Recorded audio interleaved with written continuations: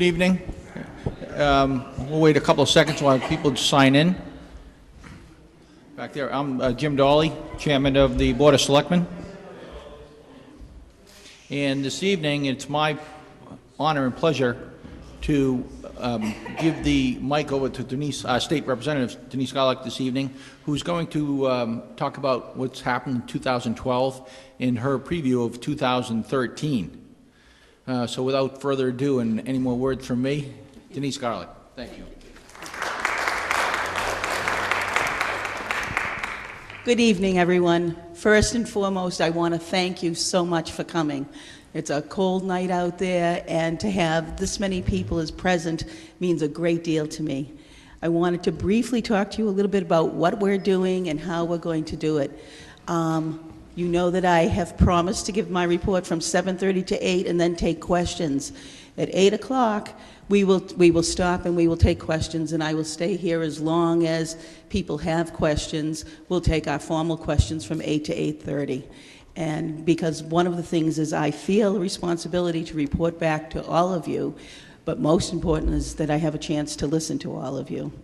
I wanted to make just a few introductions. First and foremost, I wanted to thank Jim. Your Board of Selectmen, you must be very proud of all three of them. They're an extraordinary board, and they are acutely sensitive to the people of Dover. And I think you can be very pleased with how well managed your town is and how much I think the town reflects what the people of the town truly want. I have an opportunity to speak to your town administrator, Dave Ramsey, who is always available and easy to speak to. And as often as I can, I meet with your many of your departments, your library director, your council on aging folks. I've met with the park and rec folks and get the newsletter every single month. I know your Board of Health is working very hard, your health department. So all of those things and those people are very, very important to me. I wanted to introduce to you Amanda Bernardo, who is my legislative aide. A representative has a lot of numbers in their life, and but the number that matters most is actually one, because I have one staff person. So when you call, this is the person whose voice you'll hear. Amanda's a recent graduate of Loyola College in Maryland and has experience in other legislative offices and is wonderfully organized and is very passionate about good government. And it takes that kind of energy and that kind of passion to keep an office rolling that's trying to look out for 40,000 people. And I wanted to introduce to you some of my family. My husband Russell is right here, and Russell is a scientist. He's the chief science officer of Seracare. It's a local bioscience company. And my son Andrew is here, who is a public school teacher in Newton. And my daughter Beth is here, and Beth is a program participant at the Charles River Arc.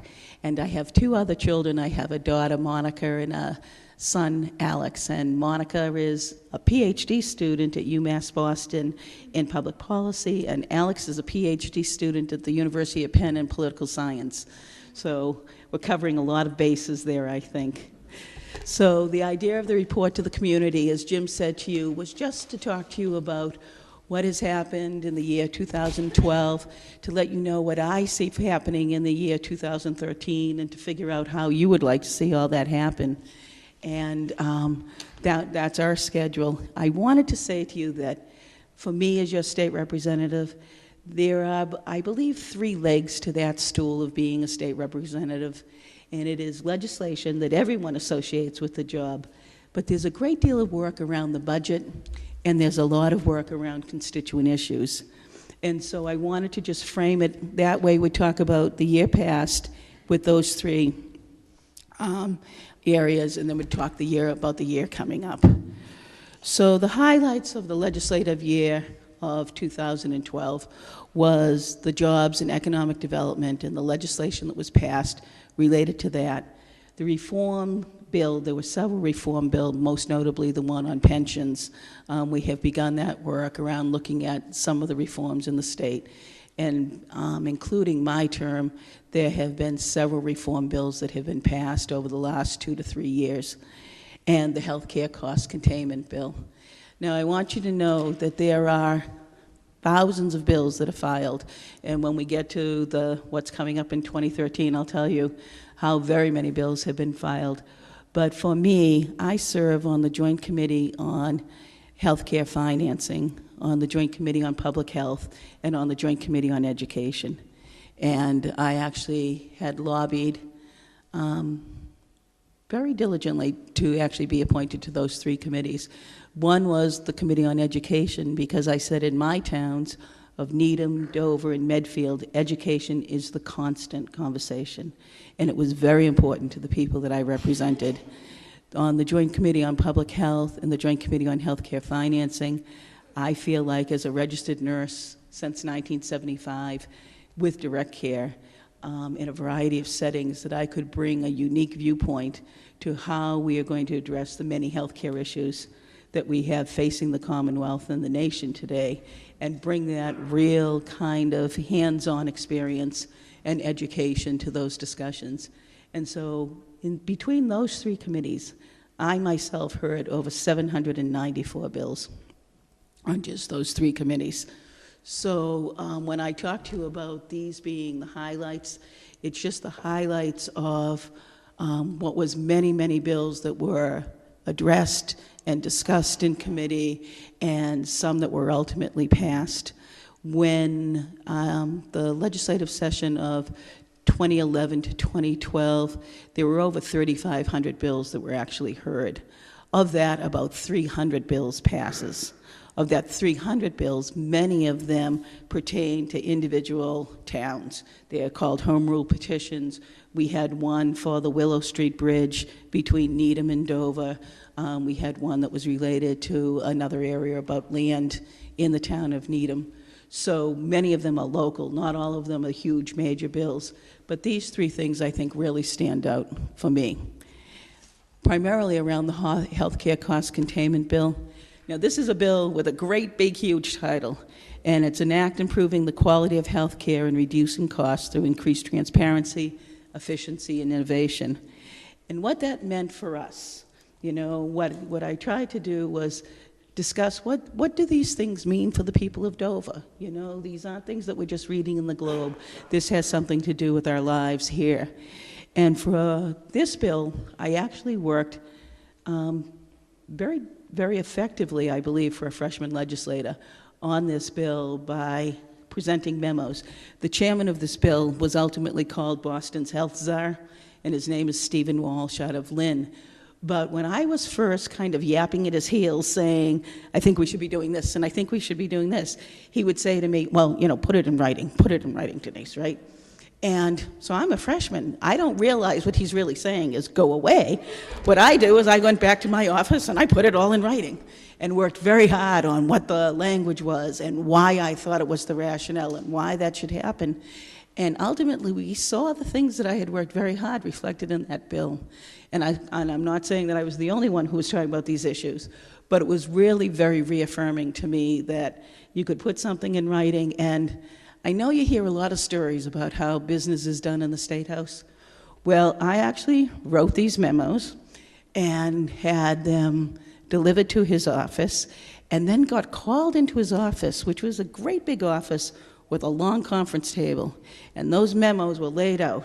I had written 4 memos, 1, 2, 3, 4. And he said to me, so where do you want to start? So I said, well, let's start at the beginning, which is the first memo there.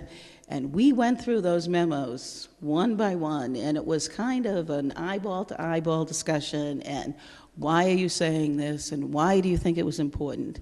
And I think it was not only for me to defend my ideas, but for him to be reassured that those ideas were mine, that I wasn't presenting somebody else's plan, somebody else's strategy. And so one of the things was around the protection of community hospitals. Now, our community hospital is Beth Israel Deaconess Needham, and I don't know how many people have been to Beth Israel Deaconess Needham. Okay, great. You might well know that that's one of the best emergency rooms around that I've ever seen, particularly if you want good care quickly. Great, great emergency room. I actually have a history. Russell's mother was the nursing supervisor at Glover Hospital for years, and I briefly was a nurse at Glover Hospital myself. But the issue around protecting community hospitals, as we look into the future and what's really going to happen in healthcare, I think we're going to see a real movement away from the large tertiary acute care teaching hospitals, because if you follow the Attorney General's report, she was telling us that you could get good quality care at a lesser cost in community hospitals. Same care, same quality in the teaching hospitals, particularly around testing and that kind of thing, that you could get it in community hospitals. And so I think we're going to see a real movement back to the community hospitals.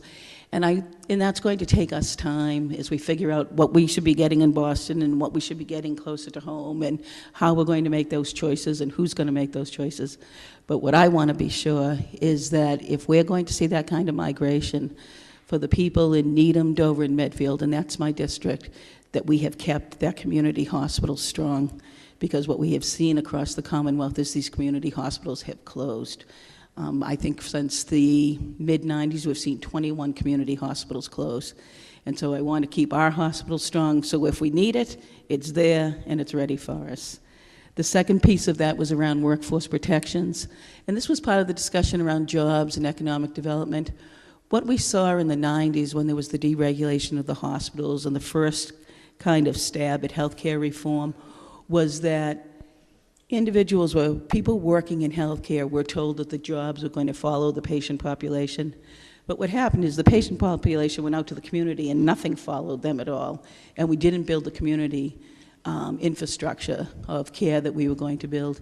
And so I wanted to be sure that this time, that if we're going to change the whole model of how we're doing healthcare, that we have education and training and a way to bridge people so that they can move into new positions, so that the new model doesn't mean job losses. It means we're going to transition and give the care and do the work better than we're doing it now and more cost effectively, but that we're able to transition everyone into the new model. The determination of need in essential services. Determination of need is simply, how did we decide what we're going to allow to be built in the Commonwealth? Who's going to make the decision that we don't have? Every healthcare facility out there wants to do CAT scans. They want to do cardiac procedures because they're very profitable. So we have to be sure that in a geographic area, we're within 10 miles of Boston, that not everybody is doing cardiac surgery and nobody is doing psychiatric care. We have to make sure that the things that we're building and the money we're spending matches what our needs are. And essential services is the direct opposite of that. It's that we have to guarantee that things don't close, that you don't wake up tomorrow and find out that Bethel Deaconess has no emergency service any longer because it was deemed not cost effective by that board. It's going to have to go through a process with the Commonwealth where we kind of make sure that we have what we need, that we're building, and that we're keeping what we need before it closes. And things that may need to close, but it's not going to leave a community bereft. And that actually came out of an experience that I knew of, where out in the Fitchburg area at Burbank Hospital, the hospital offered psychiatric services. They wanted to cancel the psychiatric services. The community was enraged.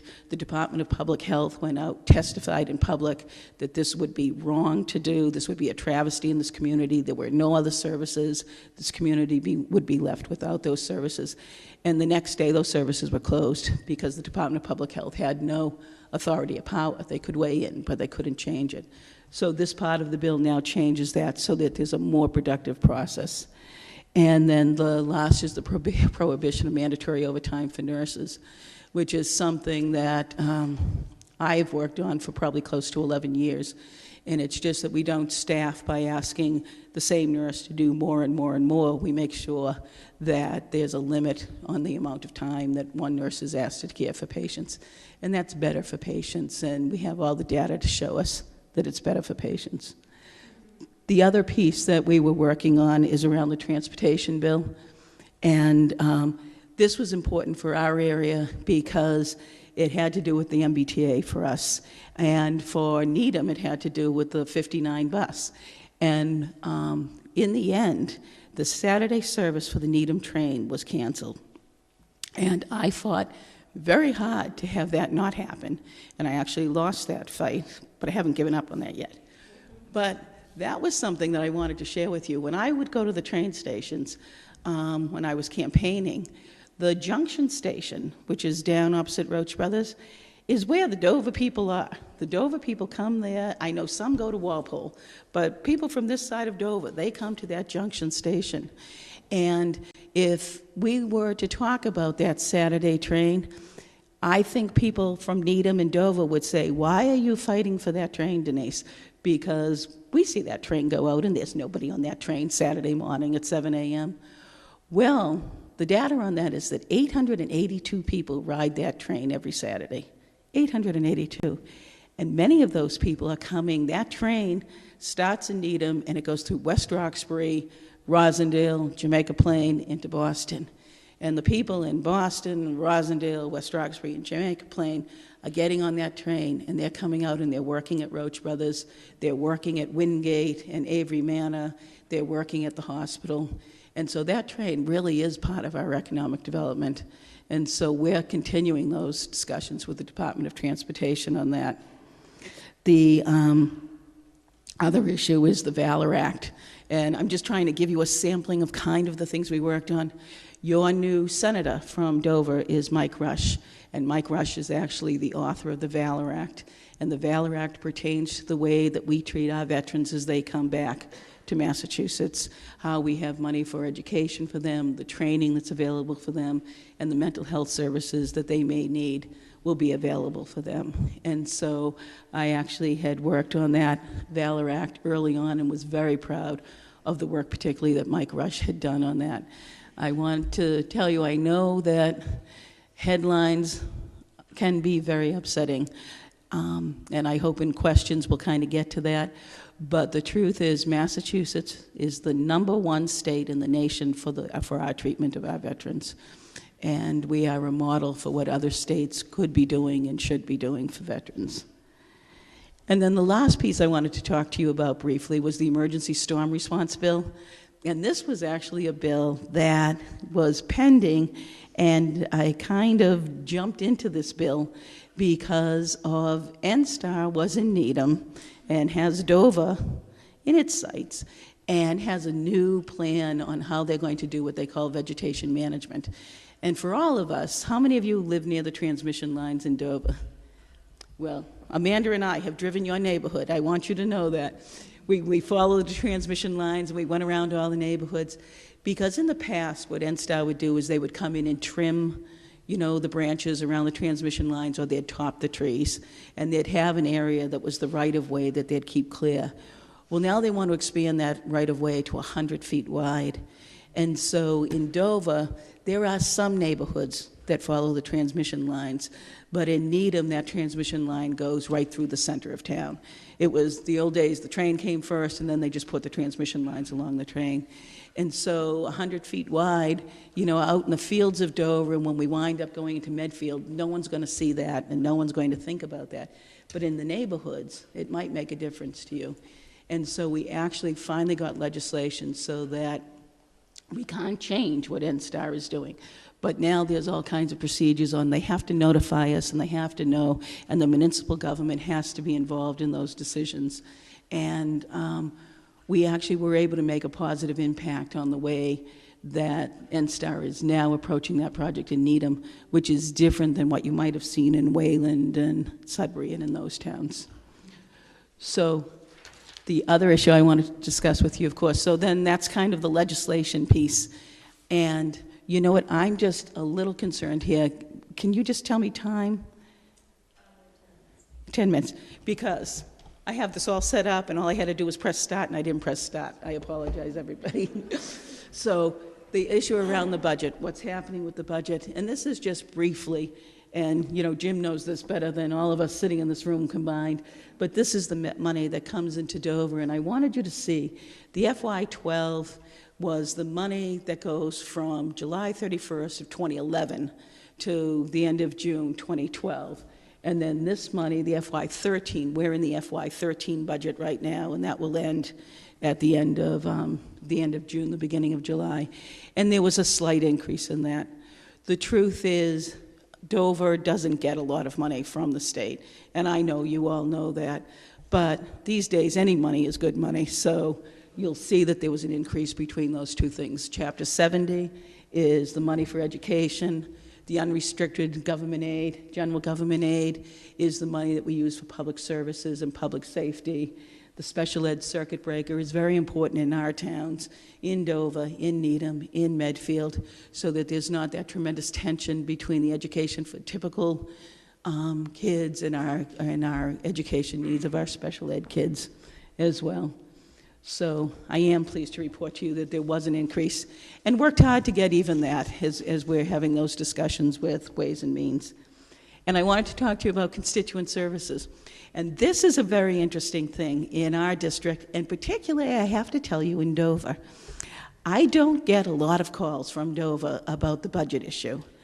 I get some calls from Dover about constituent issues. And, you know, I can share some of that with you. You know, we talk about Dover as if it doesn't have needs. And Dover has needs, and the people of Dover have needs, and it might not be just a common conversation, and it might not be something that you know about that's happening with your neighbor. But we do get those calls, and those calls are often when people are banging their head against the wall of state government, and they just can't get their phone answered, they can't get a reply, or they're waiting too long, and they'll call us, and we can facilitate those processes, and we do that. But the calls I get from Dover are about issues. People are very, very issues-oriented. And we got over 800 unique individual callers into the office. Now, that's not just Dover, but it's 800 people. And I'll tell you this, and I will give Amanda credit for this. Once somebody calls the office, they call again and again, because you can actually speak to us, and you can reach us, and we call you back, and we want to hear from you. So it's 800 individual people who have called the office, but I'll tell you, they call 2, 3, 4 times, you know, so I think that's important. And I wanted to talk to you about the people of Dover and what it means to me to represent Dover. Because when people call from Dover about issues, it is clear to me that they know that they are stakeholders in the government. It is clear to me that they feel that responsibility and accountability of being taxpayers. Sometimes it's their responsibility and accountability, sometimes it's mine they're feeling, but they're feeling it, you know? They are leaders of government agencies and nonprofits and these major corporations. And all of these things that I have listed here, you have an extraordinary town, and I have an extraordinary district. The people from Needham and Dover and Medfield, and the leadership they have, and they bring to us. One of the fellows from Dover is very active in the American Heart Association, and so I have gotten very active in the issues important to the American Heart Association. And we'll see that, you know, we have people in the audience who are very active with horse breeding, and so now that has become an issue that I'm learning about, that I care about. You know, so all these things fit together, and I want you to know that when you call, that call is really welcome, and it makes a difference. You know, I have just got through, and when we talk about legislation, sponsoring 9 bills and co-sponsoring about 74.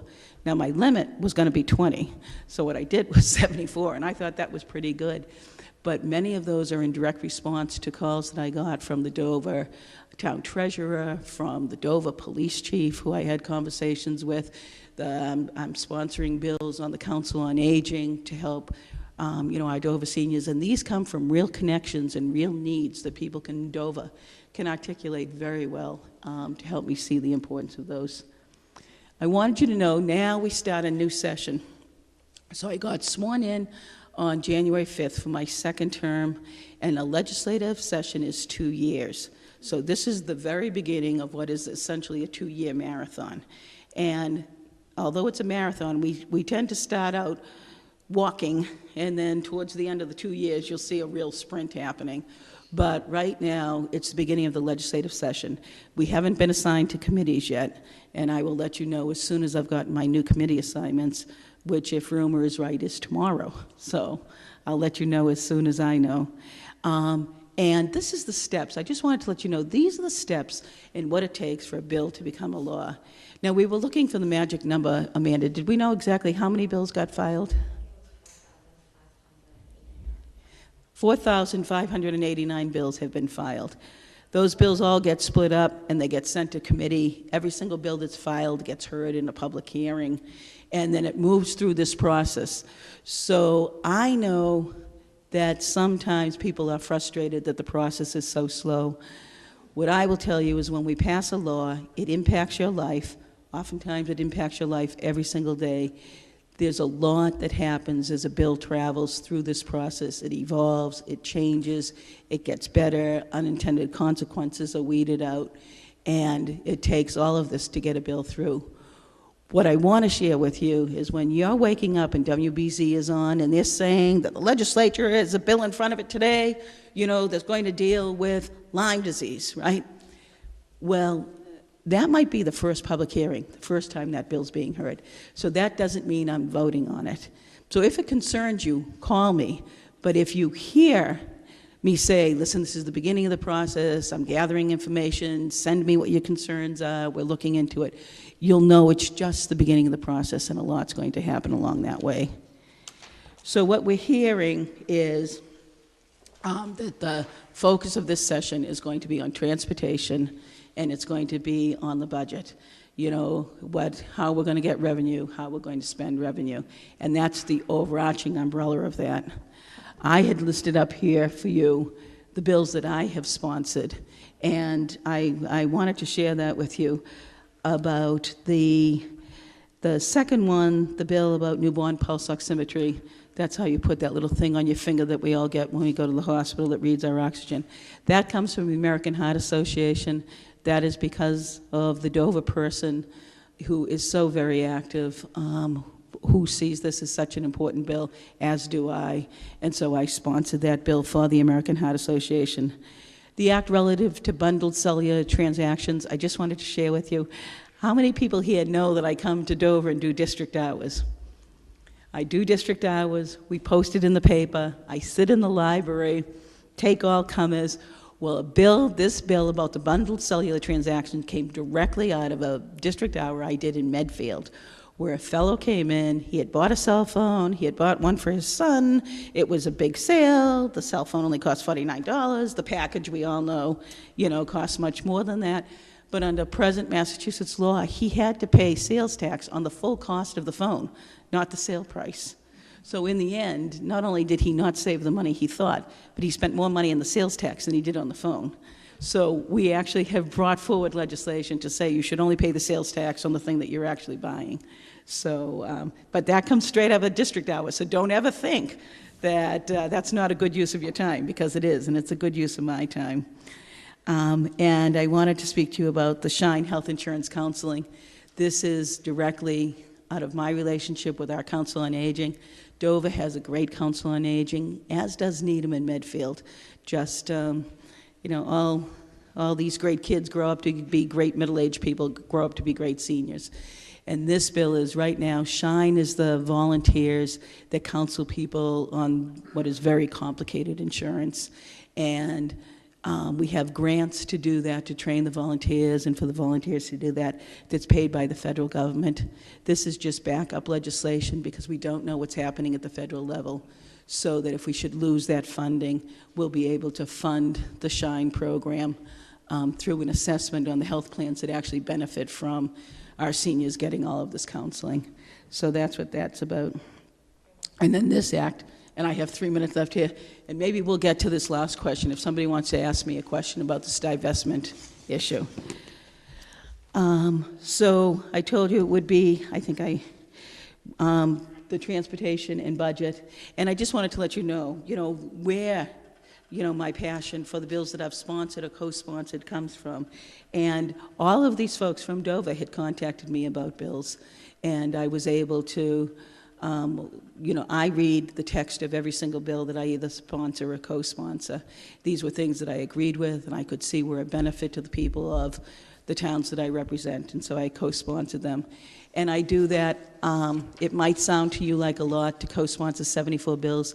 It's actually a pretty disciplined way to approach it.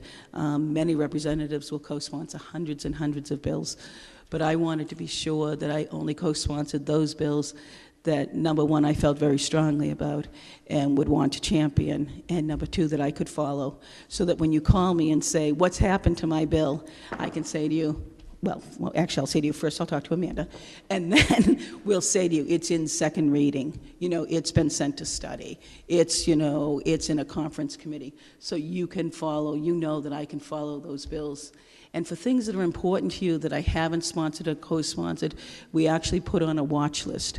So whether I agree or don't agree as strongly as something I might have co-sponsored, we will watch that bill for you so that at any time you can contact us and we can say, this is where the bill is, this is how it's changing, this is what's going on with it. I also wanted to show you the budget process. And you know, the other process had 13 steps. This has 9 steps. This is going to be important, I think, when we get to the question part, so that you know that where we are right now is we're talking about revenue and we're talking about spending and how we're going to do that. We are at step 1. And we've got a long way to go here on the discussions that we need to have. Okay. So looking forward, you know, I give you my word that I will always do my best around the issues of local aid and Chapter 7 and the Unrestricted Government Fund. And I have to work very hard at this, just so that you know, because no one looks at me and says, oh, God, Denise, Needham, Dover, and Medfield, you know, they're so desperate. They're just like Haverhill and Peabody and Lawrence. People don't say that. But what I want them to be sure is that they understand that we have needs, and we need those to be met. We deserve to have them met. And I actually had to give it a whole lot of thought. How do I present this so that people can hear what I'm saying? And I want you to know that what I am saying to people is our towns, Needham and Dover and Medfield, and the towns that surround us are the engine of the Commonwealth. You know, we are a concentration in this Metro West area where people are working in the life sciences. They're, you know, working in education. 1 out of 9 people in Needham works in healthcare. We are the engine, and it is in the best interest of the Commonwealth to keep us strong. And that actually is a message that I'm saying that I do think people hear that now in a different way. And I think it has benefited us. It's benefited us when I was advocating for local aid. It benefited us when I was talking about our school nurses and what we needed there. So I think that is something that does resonate. And if all of you feel like that's a message that you can carry, the more people saying that, the better. And these other things that are listed here are just an example of the kind of things that I advocate for. I join caucus of legislators who want things similar to what I believe my towns need. And so it's the same old story, 2 voices are better than 1 and 5 is better than 2. So particularly around libraries, I'm in a caucus around libraries. I'm in a caucus for elder affairs and representatives who are concerned about that. I'm in a caucus about individuals with developmental disabilities and how we look at that Health and Human Services budget. And I meet with the Commissioner of Mental Health, and I meet with the Commissioner of Developmental Disabilities. And the stories that we have firsthand here matter. And that matters, you know, in our area. Dover is a catchment for the Charles River Center. The Charles River Center represents 8 towns. There's 150 people who are in the employment program, the day employment program, like my daughter Beth, which is at that Dwight School that you see right on Central Ave. At the top of the hill is a building, a day-hab building, where I was a nurse up there actually, where we have much more than 150 people now, I think, who have moderate to severe developmental disabilities who are medically fragile. And they receive care up there in a day-hab program. Needham, the Charles River Center, Needham, we don't have a home in Dover, but we do in Natick and we do in Wayland, has 13 group homes. So this is part of who we are, and so when I speak about these issues, it's with a really authentic voice for the needs of our community. So, and I actually work hard on the issue around school nurses, which is important when you look at the goals of the school systems that I represent, where more and more in the inclusion model, we're keeping students within the building.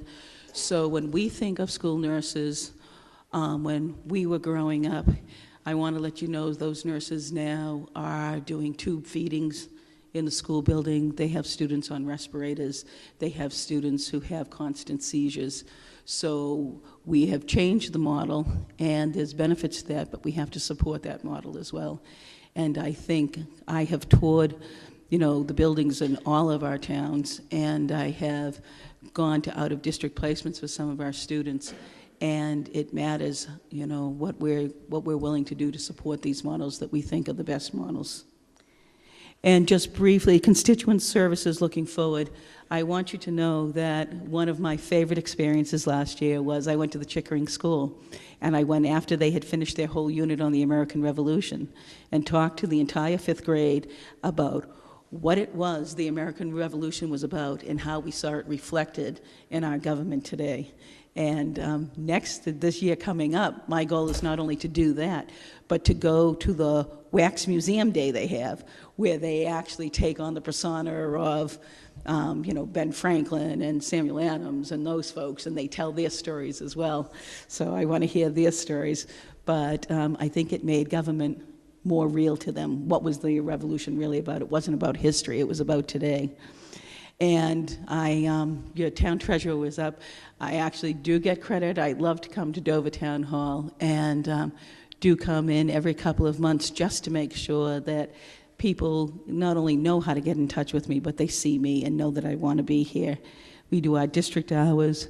We had an intern who worked in our office just briefly, but she actually was helping me to locate the horse farms in Dover because they're actually not listed through the state's agricultural department. And what's important to me is that we have these horse farms in Dover, and it's part of our small business community, actually, which was something I came to realize.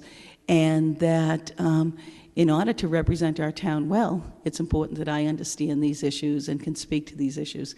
So I'm on a quest to actually visit the horse farms. I've met Lee, certainly, and talked to her about important issues relating to breeding, which it was one of my very first meetings with a constituent, and the whole time she was telling me about horse breeding, I was like, I am so glad I'm a nurse. Because I actually get what she's talking about here. But, those issues that are important, and I'm in touch with the Norfolk Hunt Club, too, who has certain issues that they're concerned about within the town and with a neighboring town as well. And I came to an Eagle Scout ceremony for the Eagle Scouts who had worked on the pavilion beside the library. And I was so pleased to be invited to that. And any connections you can help me to make to the youth of this town, it's actually a personal mission that I have. In the town of Needham, I actually teach a 45-minute class on how a bill becomes a law to 21 sections of 8th graders.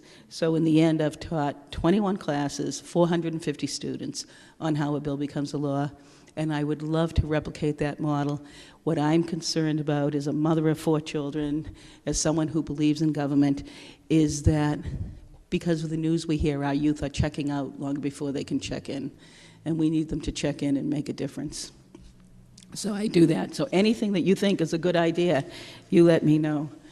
And this is just my contact information. I couldn't be more sincere in saying I want to hear from you. I need to hear from you. And contact me any way you want, by mail, by phone, by email. Come and see me at district hours. Call me. I do hold a fair amount of meetings at Fresco's in Needham. So if you want to have a conversation, you want to have a cup of coffee, give me a call. Thank you.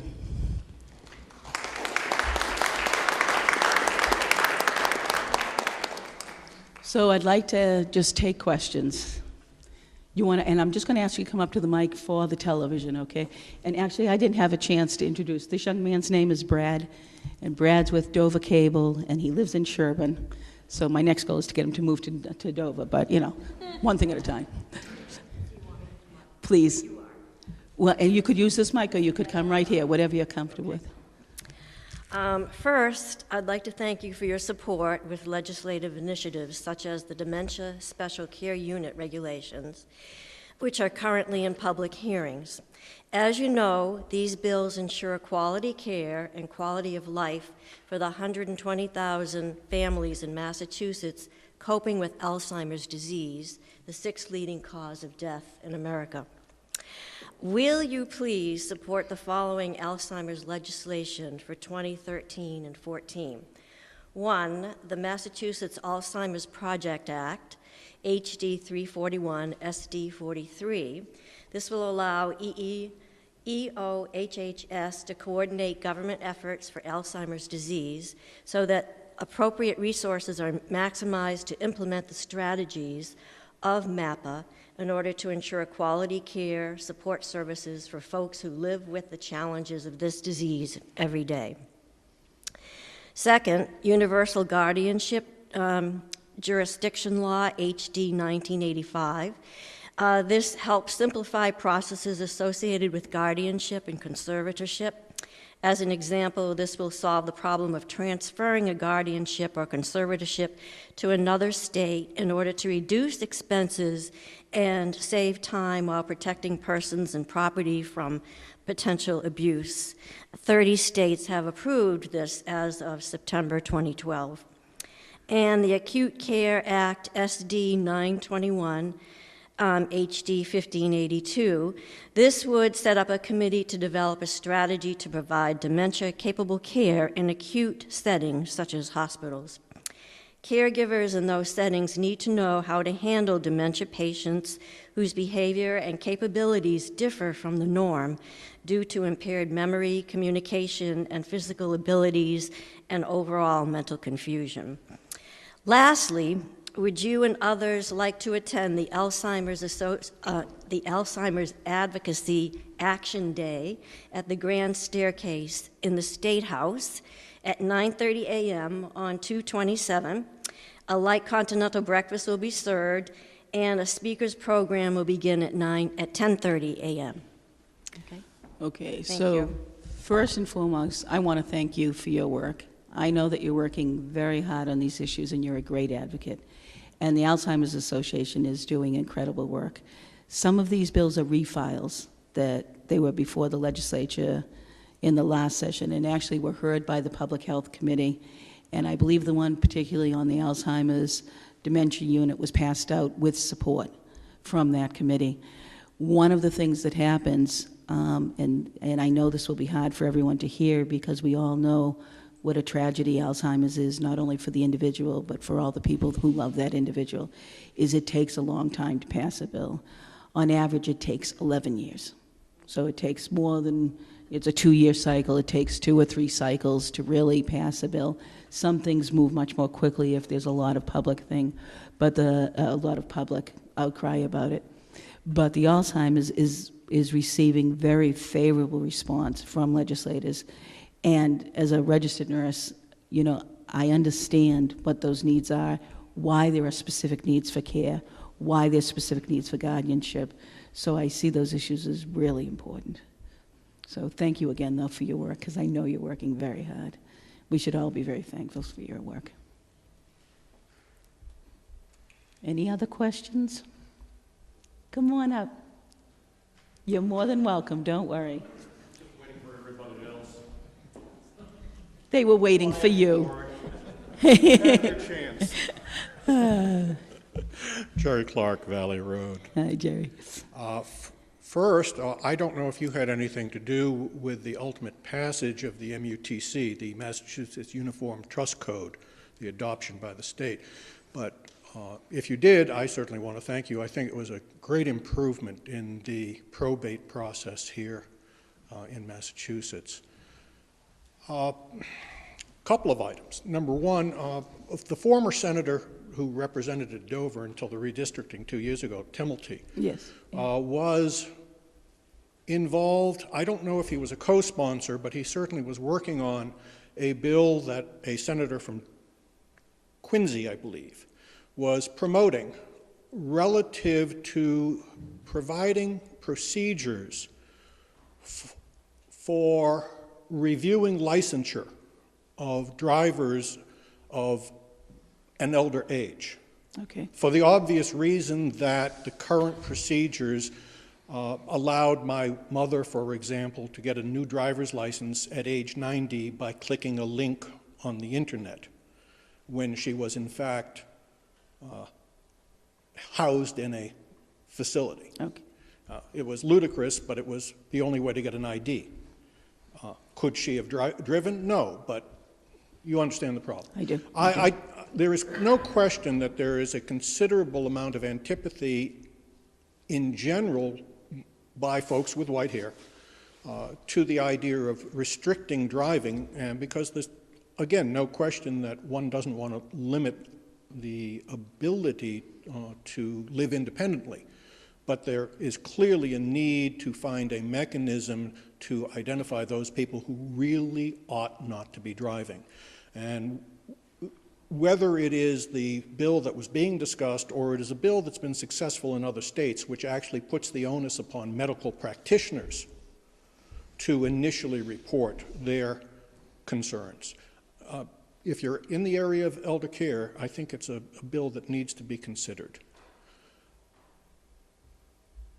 You didn't really go to the issue of budget, and I don't mean by that money's coming to Dover, but rather the budget that has been discussed in general by the governor. That there is a need for enhancing and improving and rebuilding infrastructure, I don't think anyone will question. That the MBTA is so overburdened by debt and by future pension costs is without question. But that goes to a bigger question, and that is, why isn't the legislature looking at the issues of cost efficiency? Specifically in the MBTA, the labor costs are outrageous because of the opportunities that are made available to employees, both in healthcare and in pensions. In terms of infrastructure, the governor has been adamant against allowing anything other than prevailing wage. And as you know, required that all of the monies that were provided under the federal sponsorship 2 years ago all had to be bid out on a prevailing wage basis, which therefore meant that everything cost 40 to 60% more than it needed to have. Now, I grant you that the trades have a right. I used to carry an IBT card, so I fully understand. Have a right to their speaking to contracts, but they don't have a right to a monopoly on them. So those are some of the issues I think that need to be addressed, because they go to the issue of, will there be funds for anything else? So I'm going to take, oh boy, that's our answer to this. So first what I want to say to you, Jerry, is about the issue about elders and driving. This is a serious issue. 7,000 people a day in this country are turning 65 years old. You know, we're looking at, you know, really beginning to think about how we're going to help people who are 65 years and older. The reason, in my opinion, people want to hang on to their driver's license, it is their ticket to independence. You know, one of the things, and we'll talk about this budget thing, one of the things about the budget is, you know, I think a budget just reflects our values. You know, what we think is important, that's where we put our money. And if we choose not to put our money there, it's because we value something else. One of the thrusts around this budget issue is around transportation. You know, I don't know what happens, and I know that the Dover Council on Aging is working very hard to get a van and is hoping to get a grant from the state. I don't know if that will be successful or not.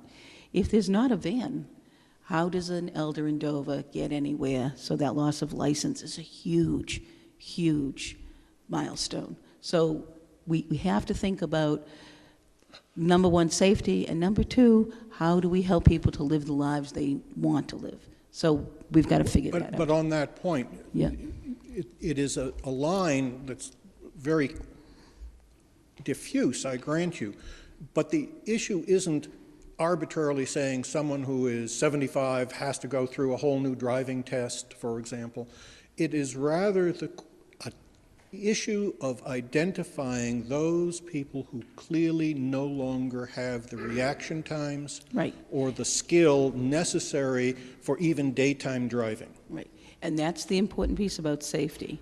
But the other piece is then, if we decide that Russell is no longer safe on the road, do we have mechanisms for him to be able to live the kind of life he wants to live? And he can still go fishing, and he can still get to the hardware store, and he can get to the doctors. And how can we help that? And that's part of kind of that broader picture around transportation. But I do want to talk about the budget issue. And I didn't talk about it in the presentation because I only had that 30 minutes, and I am trusting that this is the discussion that's going to be the question and answer period in all 3 towns. So the issue around the budget is, when we went back to that slide where the budget had 9 steps, and I said we're at the beginning here, the governor has put out a very ambitious budget. And he is focusing on transportation, and he is focusing on education. But the issues of, so budget is how we're going to spend it, that part, right? He's telling us what he believes his vision is of how we're going to, spend this money. What we're all trying to figure out is how we're going to raise this money. And he has based that budget and that additional $1.9 billion of spending on proposed taxes, things that haven't been discussed and haven't been voted on. And they're very complicated. You know, he's talking about not only increasing the income tax 1%, which means one thing for families, it means another thing for small businesses. We have to think about that. But also on eliminating exemptions. Well, there's a list of 45 exemptions, and I wouldn't stand beside you today on February 5th and tell you I understand all of those and what the impact of those is. So it's a conversation we really have to have about what do we want and how are we going to raise the money to spend that, spend that. And, and then there's going to be that discussion about what we want and what we need. But, some of the things you talked about when I talked about reforms, we have worked on pension reform and came up with a reform that saved over $30 billion prospectively over the next 20 years, where they increased the age at which people are going to get pensions. And that was done and not changing the contract that social contract that people who are working today believe they had agreed to.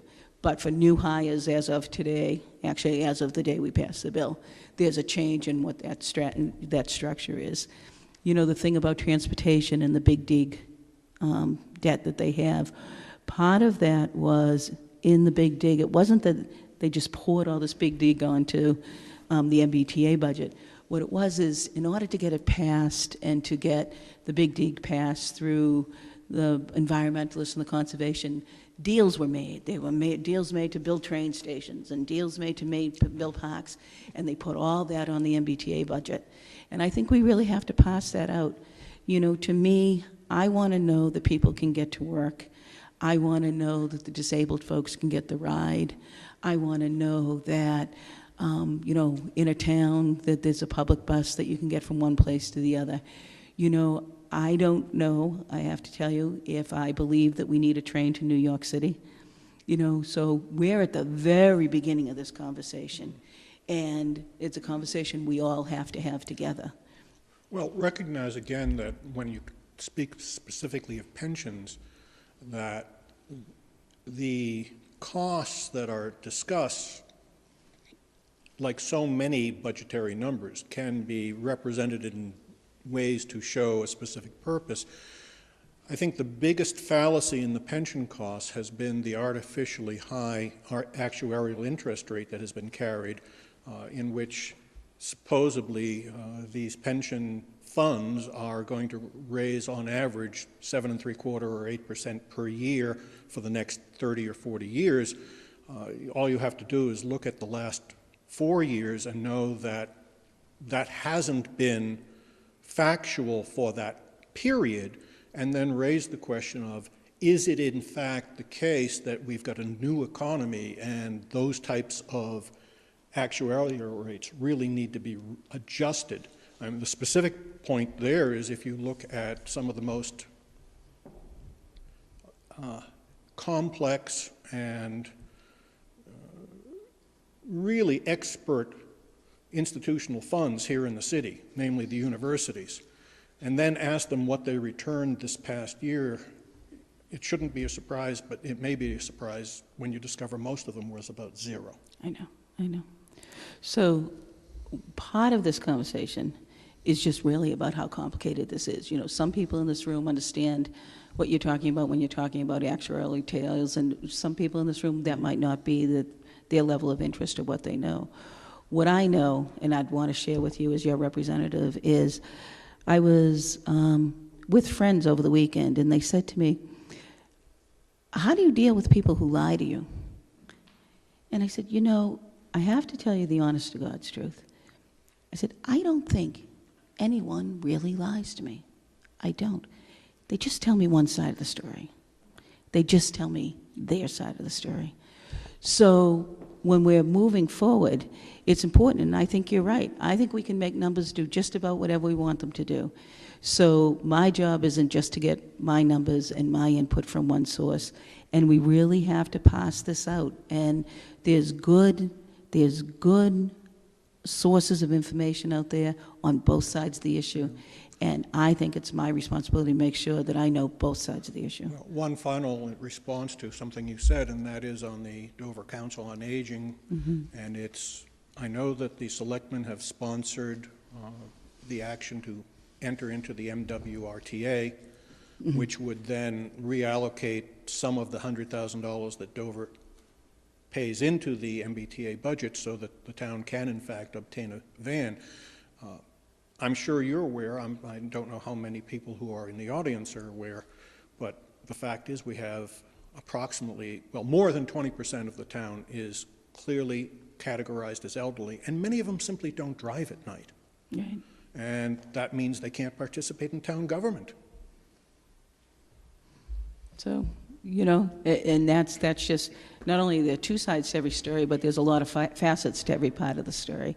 But, you know, I applaud the selectmen for what they're doing, and hope as, you know, that grant for the van comes across my radar screen, that I can do what I can to support that. Any other questions? Hey, Bob.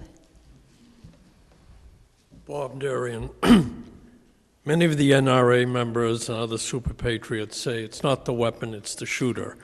And what they are proposing is that better and more detailed information be provided potentially about these individuals.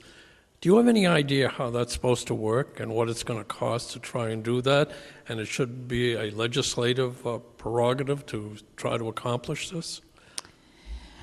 I think, you know, when I was trying to figure out where our questions would be, I have to tell you, I assumed that it would be around guns and taxes. So we've done our taxes bit, so let's talk about this gun thing a little bit, because this is also a very, very complicated issue. And I want you to know that the first call that I got after the tragedy at Newtown was from the Dover police chief. And I have met with the police chiefs now of Needham, Dover, and Medfield, and the superintendent from Medfield and the superintendent of Needham and the town manager for Needham sat in on the meeting. And our superintendent from Dover had just announced her resignation that day, but she had planned to come. And when we're talking about the issue of guns, and we're talking about the issue of where are we now and where do we want to be, you know, it's very, very complicated. And I think it's hard for people to talk to each other, because I think people can be very polarized around one side believes it's about freedom, and then the other side, you know, is concerned about safety, and it's how do we bridge those two things? Can we be safe and free? You know, I think we can. And I want to share with you briefly, I got a series of very passionate emails from an individual in Dover who was opposed to any kind of intervention on our present gun laws at all. And so I called him, and I've called each person that has contacted me about this issue, because I don't think this is an email. And if you email me, it's likely that I'll call you back, because I think most things are conversations, and I think a lot of stuff happens on email where people misunderstand each other, and I don't see it as the best way of communicating. And when I talked to him in person, he was thoughtful, and he was very deliberate, and he also was trying to find how it is we're going to move into the future. So I think that one of the things that certainly the Dover Police Chief is concerned about, is he gives out the permits for the guns. It's a federal ID. He can't exercise any discretion in that. He needs the ability to have some latitude. There are things he knows from knowing other people in the town. There's concerns that he has. And right now, he's constrained from doing anything. Can we work on that? Can we work on that part of it? You know, assault weapons are banned in Massachusetts. You know, does that mean that one of the bills that I'm actually sponsoring is that Massachusetts should divest itself from companies that are making a profit on consumer sales of assault weapons, not on assault weapons sold to the military or sold to public safety, but that are sold commercially. Should we make a profit from our pension money? We put $28 million into gun companies right now on guns that we won't allow in our own state. You know, there's a lot that we have to talk about that's involved with this whole issue. And if somebody thinks that's a black and white issue, no matter what side of the equation they're on, I think they are misjudging this. And there's a lot of work that's going to happen about this. I have not signed on to the gun legislation that's currently pending because it is so comprehensive that I don't think it gives us room to have those kind of discussions. But I am deeply, deeply concerned about the issue of gun safety. Okay. So with everyone's permission, it's 8:30. Is it all right if we continue on? Okay. Excuse me, Maxwell Morton. Hi, I'd like to Maxwell. go back to the beginning, and I think you indicated that two of your major interests were healthcare and education. Yes. Two of the most serious issues that this country is facing. If I remember my numbers correctly, we spend more money than any of the other 17 or 18 developed countries as a nation, and we are either last or next to last in both of those categories in terms of how we perform educationally and in terms of providing health care. Now, I realize that's a national problem, and I recognize that fortunately your districts and where we live have, and that's why many of us are here, have excellent education, and most of us are able to afford decent health care. But it is a national problem, and it will affect us, and it already does. So what is it that you and we can do, coming from a very small, well-off core, can do to influence what I see as two of the most serious national problems we have? So I say this to you with all humility, but we lead. That's what we do, we lead. Massachusetts actually is #1 in the country in public education, in English, and in math. You know, the United States is ranked 16th, I think, in overall health, which is a travesty. I mean, it should be first given the money we spend on it. But what we have done with this healthcare cost containment bill, Massachusetts in 2008 passed the bill that was actually universal access. So now we have, I think it's 98.5% of our people have insurance. But you know what we're finding? That doesn't mean they have access. It just means they have insurance. Co-pays are going up. People can't see their doctor. They can't afford the co-pay. They can't afford the $100 co-pay for the emergency room. We have to contain costs. We are ahead of the nation on this. We are leading in passing this legislation, and it's hard. It's really hard. And on the healthcare cost containment bill, we are in an uncharted territory. You know, we've made huge changes around electronic medical records that we're requiring by law, around transparency that we're requiring by law. We've set up a whole new health policy commission, you know, which is this quasi-public-private entity in the Commonwealth. We are, quite frankly, pushing people towards ACOs. We're not taking anything away, but we've got a nudge there towards these ACOs, and we have no one to follow on this. We're not fixing somebody else's mistakes on this. We're out there. So we are leading. We are leading in education. It doesn't mean we can't be better. We've got to be a lot better, but we're not there yet. But we are leading. With all due respect, you only lead when you get other people to follow. Mm-hmm. And as far as I know, very few people are following. So On although which issue? Massachusetts may be better than most other states, we don't live in isolation. Right. And unless we can find a way to influence the rest of the country, we have a problem. And that was really the question I was asking you. I know we're doing a reasonably good job. Right. How do we influence the rest of the country? So I'll tell you my perspective on this, and it seems like we might have a different perspective on what's happening. But the Affordable Care Act that has been passed nationwide, it's under considerable assault, and we don't know how productive that's going to be or anything. But that was based on Massachusetts work in the beginning. The cost containment work that we're doing now, I just came back from a week-long seminar at Harvard on healthcare policy. It's the first 45 people in the nation that have been gathered together to discuss this. And what we're discussing is the Massachusetts bill and what it is we're trying to accomplish. So when I talk about I know the headlines, you know, I say to people all the time, I know the headlines are terrible. I mean, we're getting beaten with bad headlines. But I feel like my job as your representative, I keep saying to people, I know the headlines are terrible, but the capacity to do good is great.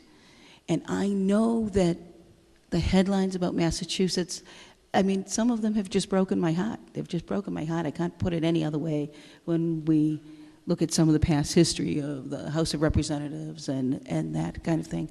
But we're number one in the nation in public education. We're number one in the nation on how we treat our veterans. You know, we actually came out of the recession second to any other state in the nation coming out of the recession. And now we've stumbled because we overestimated the revenues we were going to get in the last 6 months. You know, we are, you know, when we talk about the heart of life sciences, the work we're doing on life sciences and innovation is good work, and we're leading on that as well. I mean, they're talking about 3 centers in the country. You know, they're talking about, you know, California, they're talking about, actually don't know where the other one is, and Boston, you know, around the issue of life sciences. So, you know, I'm proud. I'm really proud to be from Massachusetts, but I see tremendous work that we have to do. I'm proud, but I'm not blind. But, you know, I think, you know, what we have in Massachusetts, our greatest resource in Massachusetts is our people. Massachusetts has more people with a college degree per capita than any state in the nation. We've got good, strong, smart people living here trying to come up with solutions. Not all of them are working, and people are stumbling along the way in ways that they shouldn't stumble at all, but they are. But we're doing good work. We are.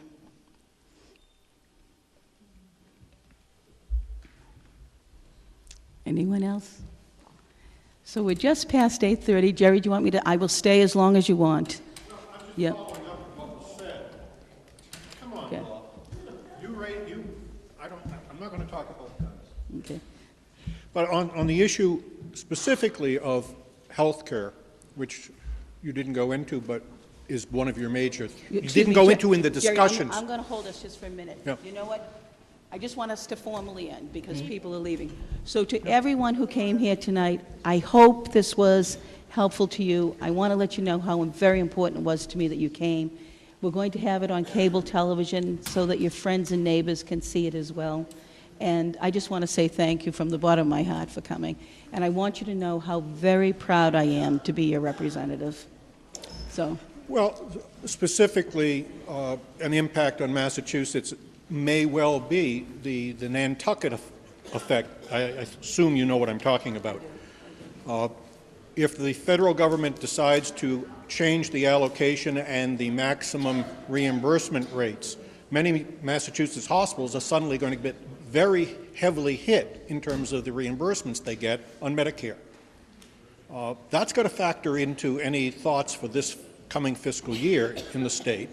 There's too much that we don't know right now. I mean, we don't even know what the feds are going to do in March to the state, much less what is going to happen to our teaching hospitals in the Nantucket state. So we've got to figure it out a lot. But one of the biggest problems that medical industry has in the future is that we have the schools that continue to focus on turning out specialists.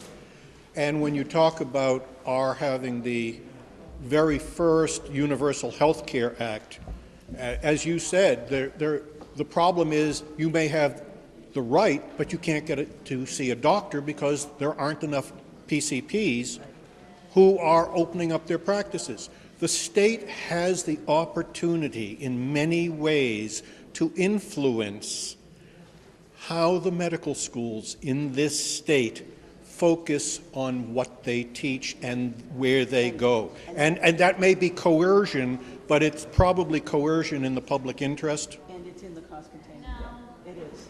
People practicing at the top of their license, how we're going to get people into schools, and how we're going to reward primary care physicians. So it's there.